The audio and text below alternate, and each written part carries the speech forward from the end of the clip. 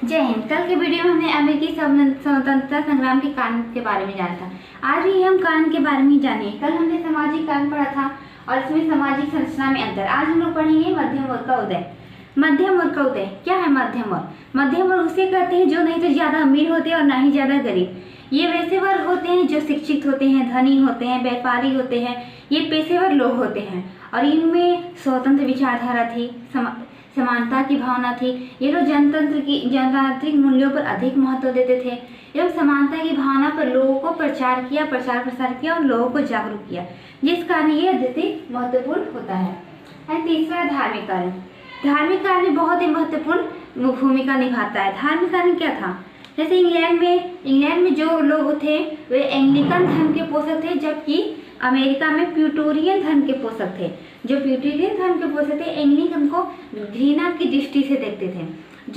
जो इंग्लैंड में कुछ प्यूटोरियन के धर्म के पोषक थे वे इंग्लैंड को छोड़कर अमेरिका में आ गए और जो इंग्लैंड में थे उन्होंने देखा था कि वहाँ के नागरिकों को राजनीतिक अधिकार दिया गया था, जबकि अमेरिका में कुछ भी नहीं दिया गया था। इन लोगों को बहुत ज़्यादा अत्याचार हो रहा था, जिस कारण उन लोगों ने बहुत ही ज़्यादा यहाँ पे प्रोटेस्ट करना स्टार्ट कर दिया और ये जो धीरे धीरे क्रांति का रूप लेने लगा।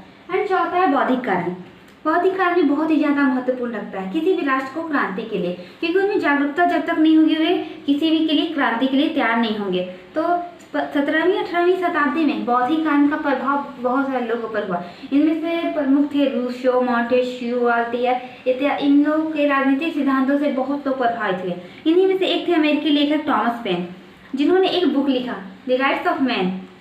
ये बुक में उन्होंने इंग्लैंड के राजतंत्र के विरुद्ध बहुत सारी बातें लिखी जिसे लोगों ने पढ़कर उन्हें क्रांति की विचारधारा उत्पन्न हुई, जिस कारण हम कह सकते हैं कि बौद्धिक कारण भी बहुत ही ज़्यादा महत्वपूर्ण है। एंड पांचवा भौगोलिक कारण। भौगोलिक कारण भी बहुत ज़्यादा मायने रखता है। जैसे कि बता दें कि ये अमेरिका है एंड ये ब्रिटेन है और बीच में अटलांटिक महासागर है। यहाँ से ब्रिटेन को यहाँ आने में बहुत ज़्यादा काफ़ी दिक्कतों का सामना करना पड़ता था, क्योंकि सेना को भी पहुंचाना था तो यहीं से ला देते, यहाँ कितने दिन लग जाते थे। इस समस्या के बारे में उपदेश वालों को बहुत ही अच्छी से जानकारी पता थी और ये सोचे अगर हम युद्ध करेंगे तो ये जो हथियार लगेगा यहाँ ध्यान आने से बहुत दिन तक लगेंगे। जब तक ये अगर हथियार क्रांति करता है और ये लोग युद्ध करते हैं, इसका हथियार खत्म होता है तो इसे लाने में बहुत मुश्किलों का सामना करना पड़ेगा, जिस कारण ये भी एक महत्वपूर्ण भूमिका निभाए। और छठा है आर्थिक कारण।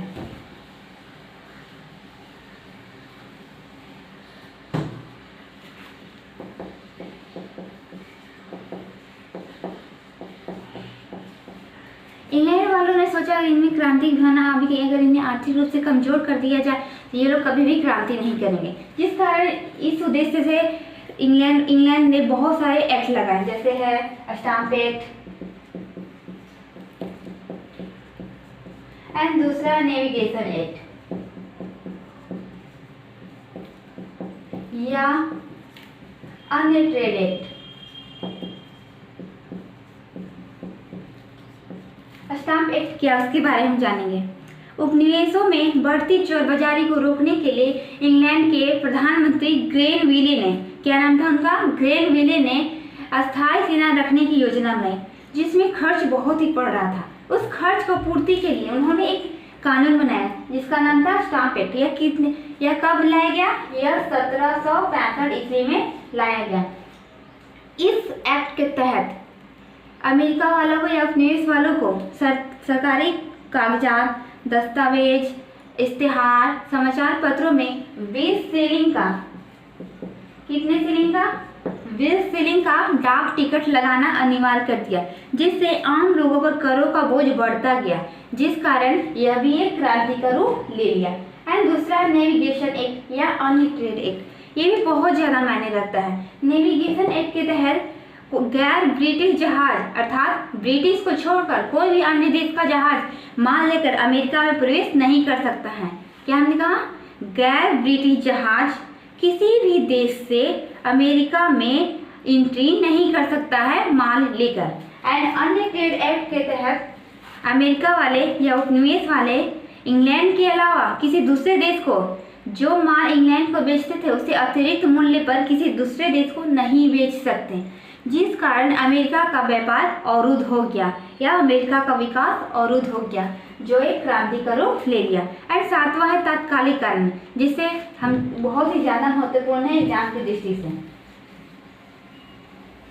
और उसमें भी महत्वपूर्ण है बोस्टन टी पार्टी। किसी भी क्रांति के लिए वहाँ का तात्कालिक कारण होना बहुत जरूरी है, क्योंकि तात्कालिक कारण के कारण ही उस घटना हो पाती है।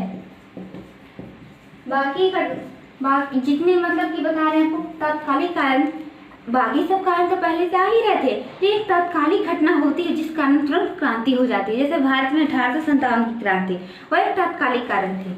हम आपको बताते हैं इसमें था Boston T party. Boston T party क्या है? अमेरिका की तात्कालिक कारण है बोस्टन टी पार्टी। चाय कानून के तहत ईस्ट इंडिया भारत से इंग्लैंड को ईस्ट इंडिया भारत से चाय भेजने का अमेरिका में एकाधिकार प्राप्त हो गया, जिससे वहाँ के लोग परेशान थे। और जैसे ही ईस्ट इंडिया कंपनी ने भारत से चाय से लदी जहाज बोस्टन बंदरगाह पर खड़ा की, वहाँ पे जैसे ये बोस्टन बंदरगाह है, ये समुद्र है, यहाँ भारत है, भारत से यहाँ के चला और यहाँ पे रुका, तो यहाँ के नागरिकों ने, कहाँ के नागरिकों ने, बोस्टन के नागरिकों ने, वहाँ के आदिवासी रेड इंडियंस कहलाते थे। आदिवासी के भेष में जो जहाज थी चाय से लदी, वहाँ की चाय की बोरियों को एवं पेटियों को समुद्र में फेंकना शुरू कर दिया, एवं सारी बोरियों को समुद्र में फेंक दिया, जिस कारण वहाँ के जो इंग्लैंड की सरकार है जिसके तहत ये नियंत्रित होता था, इसकी प्रतिक्रिया तुरंत देते हुए इन पर दमनकारी कानून लगाना शुरू कर दिया, जिस कारण ये उग्र होकर क्रांति की बिगुल बुझा दिया। इस कारण अमेरिका के स्वतंत्रता संग्राम के ये सारे मुख्य कारण थे।